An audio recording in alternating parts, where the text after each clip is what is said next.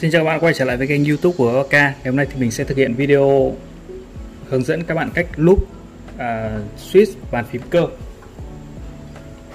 Công cụ để chúng ta thực hiện việc loop thì sẽ có một số công cụ sau. Cái đầu tiên thì chúng ta sẽ cần phải có switch để loop. Ở trong video này thì mình sẽ dùng switch Kai Polia. Đây là loại switch tắc tai. Mình sẽ dùng hai con switch, một con switch là switch nguyên bản, một switch là sẽ loop. Sau đấy thì mình sẽ thực hiện sound test để so sánh sự khác nhau của việc trước loop và sau khi loop như thế nào. Đây là hai cái keycap JTK double shot để mình lát nữa mình lắp lên để sound test hai con switch này. Ở trong video này thì mình sẽ sử dụng Chibosis 3203. Đây là loại mỡ loop chuyên dụng cho switch tắc tai. Còn nếu các bạn sử dụng switch linear thì các bạn có thể sử dụng là loại 205G0. Hầu hết mọi người từ trước đến nay thường sử dụng 205G0 cho cả switch linear và switch tắc tai, nhưng mà hiện nay thì có một số thương gia Việt Nam đã nhập loại mỡ Chibosis 3203 này về để loop cho switch tắc tai. Mình có loại dầu 105 G105, một cái mở switch của Kilowatt. Cái này thì nó có hai mặt, có thể mở được nhiều loại switch khác nhau. Chúng ta có một cái kẹp để kẹp steam, kẹp lò xo hoặc là một cái gì đấy. Ở đây có một cái bút, slide picker, có nghĩa là cái này dùng để gấp cái slide này cho việc loop dễ dàng hơn. Ngoài ra thì chúng ta có chổi để loop. Bây giờ chúng ta sẽ thực hiện việc loop cái này. Ok, đầu tiên thì mình sẽ dùng switch opener để mở switch. Các bạn quan sát thấy là tùy loại switch thì mình sẽ sử dụng cái open tương ứng. Ví dụ như là con switch Kai Polia này thì các bạn nhìn thấy là cái cạnh của switch nó là một cái đường viền, cái cạnh ngang này, nó chạy kéo dài này. Thì mình sẽ phải dùng cái switch opener này, nó cũng có một cái cạnh ngang để khi mà đặt vào đây thì cái switch opener này nó sẽ đẩy cái cạnh ngang này lên. Còn cái mặt bên này thì các bạn nhìn thấy nó có 4 cái trụ, 1, 2, 3, 4, thì nó sẽ dùng để mở các loại switch khác. Ví dụ như ở đây mình có switch C3 Kiwi. Các bạn thấy là có một chân này, hai chân này, bên kia có chân thứ ba, chân thứ tư. Thì khi mà mình mở cái switch kiểu này thì mình sẽ đặt 4 cái chân vào 4 cái trụ của cái switch opener như thế này. Đây, chân của switch sẽ vào cái trụ của switch opener. Sau đấy mình ấn xuống thì nó sẽ, cái chân này nó sẽ đẩy cái nẫy này lên thì mình sẽ mở được switch ra. Bây giờ mình sẽ mở con switch Kai Polia này. Mình sẽ đặt cái cạnh ngang của switch đây vào cái cạnh của cái switch opener này, đặt vào và chúng ta sẽ đẩy xuống thì nó đã mở được ra rồi. Mở ra nó có một cái khe hở đây, bởi vì là cái thanh ngang của phần top housing đã được bật ra thì bây giờ mình sẽ kéo ra là được.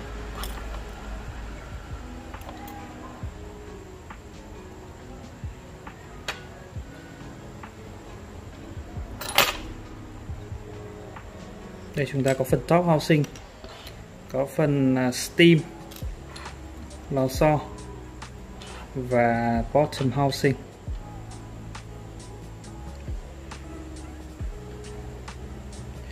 Đầu tiên mình nói về nguyên tắc cơ bản của việc loop, đấy là việc loop thì sẽ giúp chúng ta giảm ma sát của các bộ phận khi mà các bộ phận này tiếp xúc với nhau trong quá trình mà chúng ta sử dụng switch.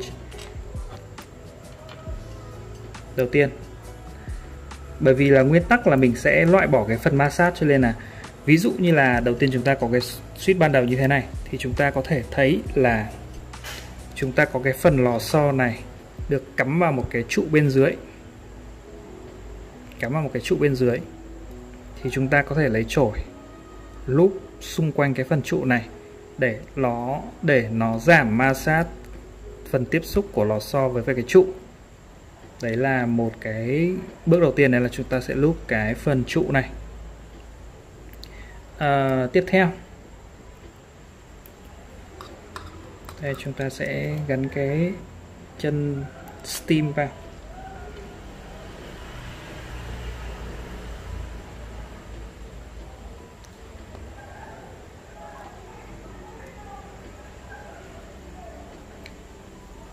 Các bạn thấy là chân steam nhé, nó sẽ có không biết gọi đây là cái gì, ở hai bên cạnh của chân steam đây, cái phần ở phía hai bên ngang của chân steam này nó sẽ trượt vào cái rãnh ở phần bottom housing đây. Khi con switch nó được bấm thì cái phần steam nó sẽ trượt lên trượt xuống như thế này, Vậy thì đây, cái phần rãnh của cái phần bottom housing đây và cái phần thanh dọc của cái chân steam này nó sẽ tiếp xúc với nhau. Vậy là khi loop thì chúng ta sẽ loop cái rãnh này. Có hai rãnh hai bên của phần bottom housing. Và đối với cái chân steam thì chúng ta sẽ loop hai cái đường dọc này. Ngoài ra thì cái phần mặt phẳng ngang phía trước phía sau này, đây, cái mặt phẳng ngang này, cái mặt phẳng phía trước này nó cũng tiếp xúc với cái phần bottom housing đây, thì chúng ta cũng loop. Còn một điều nữa đấy là cái phần chân của steam là cái thành phần mà tạo ra cái cảm giác gõ tactile cho cái switch này. Các bạn có thể nhìn thấy trong cái chân steam này, chân steam nó có phần G đây, nó có phần G đây, lõm xuống rồi nó vòng lên này. Đối với switch linear thì cái phần chân này nó sẽ là một đường thẳng, còn với switch tactile thì nó sẽ lõm xuống một tí. Để giữ cái cảm giác tactile khi mà các bạn gõ thì mình sẽ không loop cái phần chân này. Hai cái phần chân này thì sẽ bỏ lại, không loop, chừa nó lại. Và có một số quan điểm về việc loop lá đồng. Switch linear thì các bạn có thể loop lá đồng cho nó trơn tru cũng được. Còn với switch tactile thì cũng có nhiều trường phái. Có một số bạn thì loop cả cái chân lá đồng, cái phần mà tiếp xúc với cái chân steam này, hai bên này. Nhưng mà có bạn thì không loop, cái này là tùy sở thích cá nhân.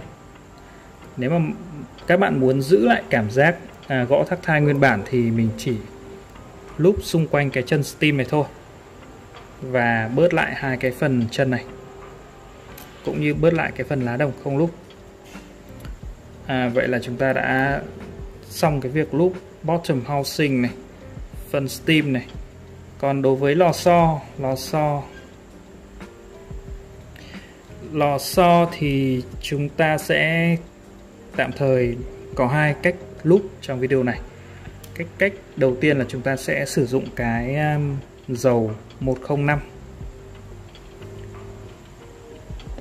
Chúng ta sẽ dùng bút và chúng ta sẽ quét lên toàn bộ cái phần lò xo này. Đây, chúng ta có thể quét toàn bộ. Đấy là cách đầu tiên. Cách thứ hai là đối với các bạn dùng 205G0 thì có một số bạn thì sẽ chỉ loop mấy cái vòng xoáy đầu thôi, có nghĩa là từ đây đến đây, từ đây hất trở xuống. Thì chúng ta có thể dùng 205, chúng ta sẽ loop xung quanh mấy cái vòng xoáy đầu, mấy cái vòng xoáy cuối. Thì việc loop từng cái lò xo một này thì khá mất thời gian, cho nên có một số bạn khác thì có cái cách làm lười hơn nhưng mà sẽ tốn nguyên liệu hơn. Đấy là các bạn sẽ bỏ hết lò xo vào một cái túi, ví dụ như cái túi zip này. Đây, các bạn sẽ bỏ hết lò xo vào một cái túi này. Sau đấy thì các bạn sẽ đổ cái dầu 105 vào đây. Sau đấy các bạn lắc đều lên. Thì như vậy là không mất nhiều thời gian mà ngồi bôi vẽ từng cái lò xo một. Cho vào lắc đều sẽ hơi tốn dầu một chút nhưng mà sẽ không mất nhiều thời gian. Thì sau khi lắc đều lên thì chỉ việc gấp lò xo ra và chúng ta sẽ nhét lại vào cái suýt thôi. Cái chổi để lúc thì các bạn có thể mua ở trên mạng và nó sẽ có kích thước. Các bạn nên mua loại chổi có size là 0 hoặc là 00. Size chổi 1, 2, 3, 4, 5, 6 thì nó sẽ to hơn. Dùng chổi nhỏ thì sẽ dễ lúc hơn. Nguyên tắc của cái lúc đấy là lúc vừa đủ thôi. Không lên lúc nhiều cùng một lúc, bởi vì là nếu mà các bạn lúc ít thì các bạn có thể bôi thêm, còn lúc nhiều mà muốn bỏ bớt đi thì sẽ khó hơn và vất vả hơn. Mình sẽ lấy một lượng vừa đủ, sau đấy mình sẽ quét vào cái phần thành này cho nó dàn đều ra.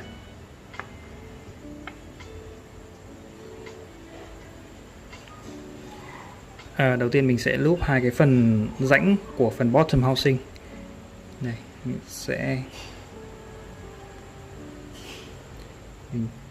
Mình sẽ quét tạm trước để trải đều cái phần mỡ này đã, sau đấy thì mình sẽ mới dàn đều sau. Dùng chổi quét các cạnh cho nó đều ra. Các bạn để là nếu mà mình bôi quá nhiều ấy thì nó sẽ hiện những cái vệt trắng ở trên cái phần rãnh này, cho nên mình sẽ lấy vừa thôi.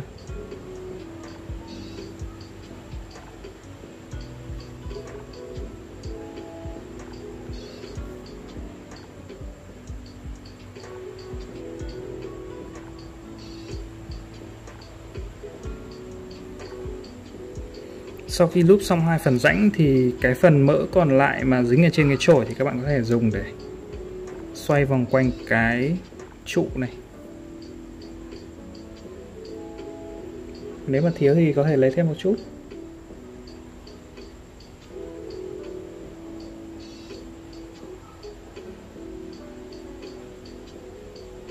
Cái khó của việc lúp đấy là làm sao cho lúp nó đều, tránh là cái phần thì nhiều quá, phần thì lại ít quá.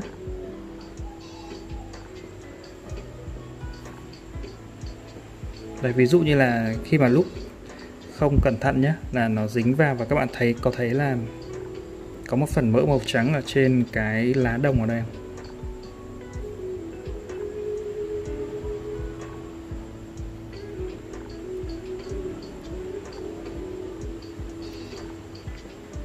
Ok, xong phần bottom housing. Ở trong video này thì mình tạm thời sử dụng 3203 để lúp lò xo luôn. Còn trên thực tế thì các bạn nên dùng dầu 105 để lúp lò xo. Ví dụ mình sẽ sử dụng 3203, mình sẽ lúp mấy cái vòng đầu của cái lò xo này.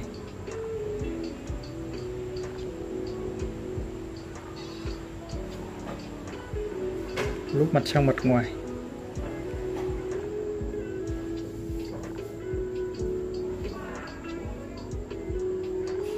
Xong một đầu thì mình sẽ nhét nó vào. Rồi sau đấy thì mình sẽ lúp tiếp phần mặt lò xo phía trên. Bởi vì là lúp xong mặt dưới nhét vào rồi thì mình sẽ không động tay vào nữa.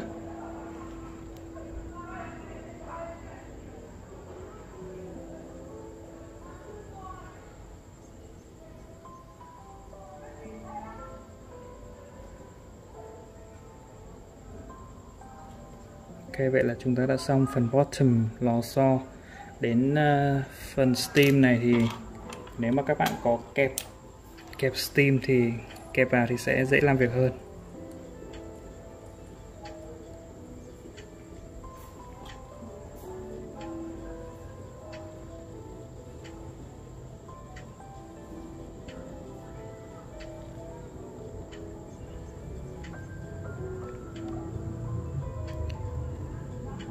Các bạn có thể nhìn thấy trước khi lúp thì đây là một phần nhựa chưa có chưa có mỡ hay dầu gì bôi lên cả.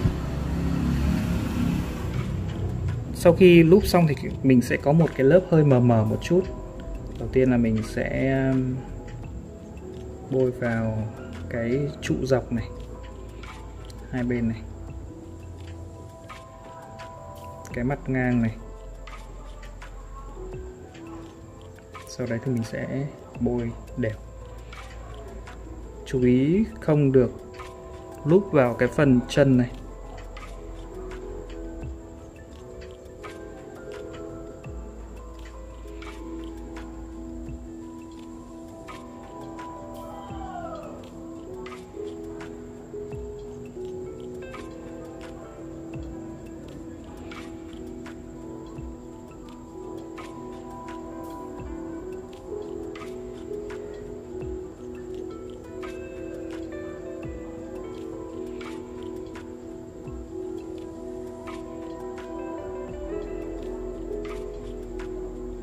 Cái phần mỡ thừa còn lại thì chúng ta có thể lúp thanh trụ của Steam. Bởi vì là thanh trụ này thì sẽ tiếp xúc với lò xo.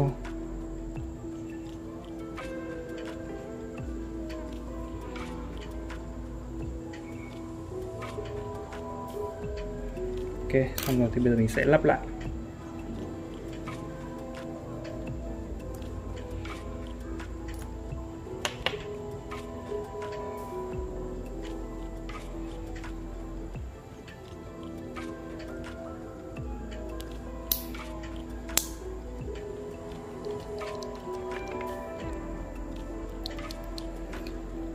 Bên đây là con switch đã loop, còn đây là switch chưa loop. Các bạn có thể so sánh âm thanh của nó. Đây là chưa loop nhé, nó sẽ có tiếng kêu hơi to một chút, tạch tạch đó. Cái này loop rồi thì nó sẽ êm ái, mềm mại hơn, trầm hơn.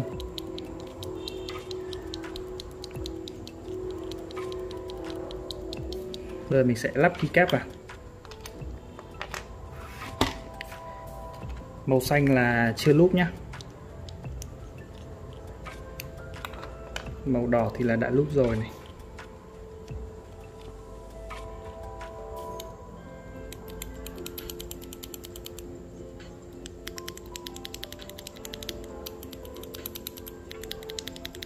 Loop rồi thì nghe nó trầm hơn một chút.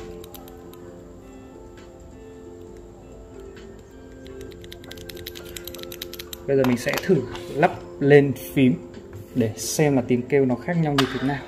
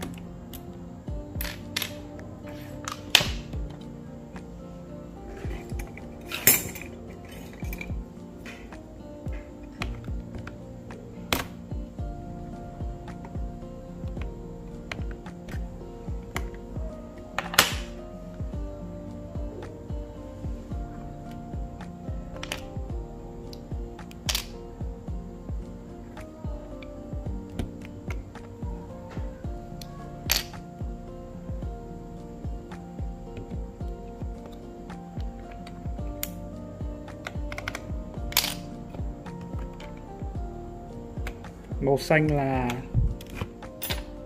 là chưa loop, còn màu đỏ là đã loop. Bây giờ chúng ta sẽ thử xem âm thanh. Cái khác biệt rõ rệt, màu xanh thì tiếng to hơn và nó hơi, tạm gọi là nó hơi sắc hơn. Màu đỏ thì âm trầm và hơn.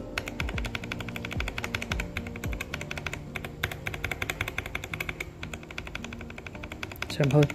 Với cảm giác bấm thì tất nhiên là sau khi loop xong thì sẽ êm ái, mượt mà hơn, trơn tru hơn rồi. Đây là sound test dành cho switch mà trước khi loop và sau khi loop thì đã thấy là có sự khác biệt khá là lớn rồi. Còn nếu mà các bạn loop toàn bộ bàn phím và lắp vào để so sánh sound test trước và sau khi loop thì nó sẽ khác nhau rất là nhiều về cả âm thanh và cảm giác gõ. này đã trầm hơn. Cái này cảm giác nó hơi gọi là gì nhỉ, nó không được, tiếng nó không được mượt lắm, tiếng nó không được tròn, cảm giác nó hơi sắc. Cái này thì trầm hơn. Video hướng dẫn cách loop switch bàn phím cơ trong video này xin phép được kết thúc tại đây. Cảm ơn bạn đã xem video này.